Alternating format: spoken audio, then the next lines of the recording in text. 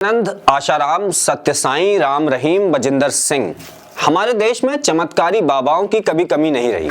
हर दौर में कोई ना कोई ऐसा चेहरा सामने आ जाता है जो दावा करता है कि उनके पास ईश्वर की विशेष कृपा है। वह बिना पूछे लोगों की समस्याएं जान सकता है, उनके मन की बात पढ़ सकता है और उनके जीवन की परेशानियां चुटकियों में दूर कर सकता है। ऐसे ही तथाकथित चमत्कारी बाबाओं की लिस्ट में पिछले कुछ वर्षों में एक और नाम बहुत तेजी से जुड़ रहा है। बागेश्वर धाम के बाबा धीरेन्द्र कृष्ण शास्त्री। कोई उन्हें सनातन धर्म का रक्षक कहता है तो कोई अंधविश्वास, पाखंड और भीड़ को भड़काने वाला बाबा। आज के इस वीडियो में हम किसी की आस्था का अपमान नहीं करेंगे, लेकिन यह सवाल जरूर पूछेंगे कि बागेश्वर बाबा सच में कोई चमत्कारी संत हैं या फिर यह सब एक बड़ा ढोंग है। नमस्कार, आदाब, मैं हूं स्वराज और आप देख रहे हैं द देश पोर्ट। मध्य प्रदेश के छतरपुर जिले में स्थित बागेश्वर धाम आज देश भर में चर्चा का विषय बना हुआ है। इस धाम के पीठाधीश्वर हैं धीरेन्द्र कृष्ण शास्त्री। मीडिया रिपोर्ट्स के मुताबिक उनका जन्म 15 जुलाई 1996 को हुआ था। वे खुद को कथावाचक बताते हैं और जगह जगह राम कथा करते हैं।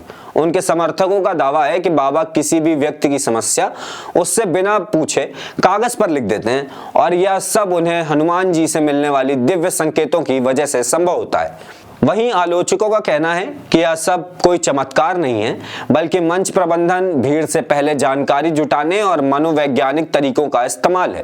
रामकथा के साथ साथ धीरेन्द्र शास्त्री दिव्य चमत्कारी दरबार भी लगाते हैं, जहां लोग बीमारी, नौकरी, शादी, संतान, डर और पारिवारिक समस्याएं लेकर आते हैं।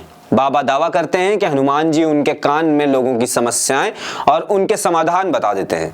यहीं से विवाद शुरू होता है, क्योंकि भारत में अंधविश्वास और जादू टोने के खिलाफ कानून मौजूद है। सवाल उठता है कि यह धार्मिक कथा है या फिर धर्म की आड़ में अंधविश्वास फैलाया जा रहा है। आलोचक इसे झाड़ फूक और जादू टोना बताते हैं, जबकि समर्थक इसे ईश्वरीय कृपा कहते हैं। जनवरी 2023 में महाराष्ट्र के नागपुर में यह विवाद और गहरा हो गया। अंधश्रद्धा निर्मूलन समिति ने आरोप लगाया कि दिव्य दरबार की आड़ में जादू टोना और अंधविश्वास फैलाया जा रहा है।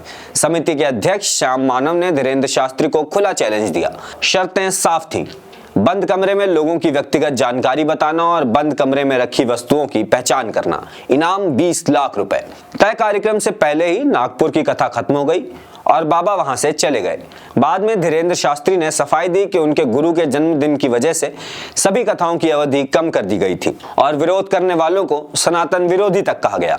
इस पूरे विवाद के बाद महाराष्ट्र और मध्य प्रदेश की पुलिस ने जांच की। 2023 में मध्य प्रदेश की पुलिस की एसआईटी ने धीरेन्द्र शास्त्री को कानूनी तौर पर क्लीन चिट दे दी और कहा गया कि कोई ठोस आपराधिक सबूत नहीं मिला। लेकिन यही एक बड़ा फर्क समझना जरूरी है। कानूनी क्लीन चिट मिल जाना और दावों का वैज्ञानिक रूप से साबित हो जाना, ये दोनों अलग अलग बातें हैं। आलोचक आज भी कहते हैं कि बाबा ने कभी खुले मंच पर वैज्ञानिक परीक्षण स्वीकार नहीं किया। धीरेन्द्र शास्त्री के विवाद सिर्फ चमत्कारों तक सीमित नहीं है। अप्रैल 2022 का एक वीडियो आज भी सोशल मीडिया पर घूमता रहता है, जिसमें वे कहते सुनाई देते हैं, जो पत्थर फेंके उनके घर जेसीबी लेकर चलो और हथियार उठा लो। आलोचकों का कहना है कि ऐसे बयान सीधे तौर पर हिंसा और धार्मिक उकसावों को बढ़ावा देते हैं। समर्थकों का दावा है कि वीडियो को संदर्भ से काट कर दिखाया गया, लेकिन सवाल यह है कि एक धर्मगुरु को ऐसी आक्रामक भाषा का इस्तेमाल करना चाहिए या नहीं।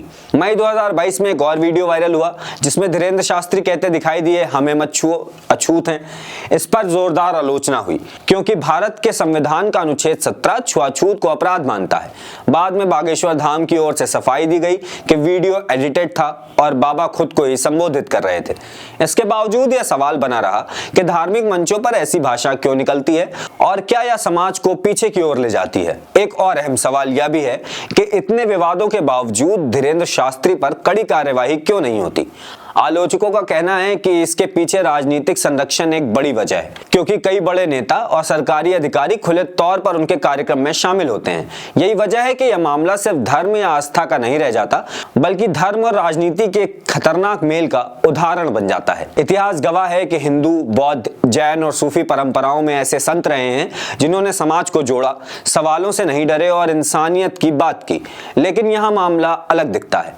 जहां एक सच्चा संत सवालों का सामना करता है, वहीं ढोंग अक्सर सवालों से बचता नजर आता है।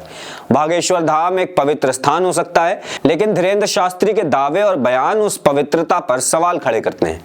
हम हर इंसान की आस्था का सम्मान करते हैं, लेकिन आस्था के नाम पर डर, नफरत, अंधविश्वास या हिंसा फैलाना किसी भी धर्म का संदेश नहीं हो सकता। अब फैसला आपको करना है, क्या बागेश्वर बाबा एक संत है या फिर एक ढोंगी?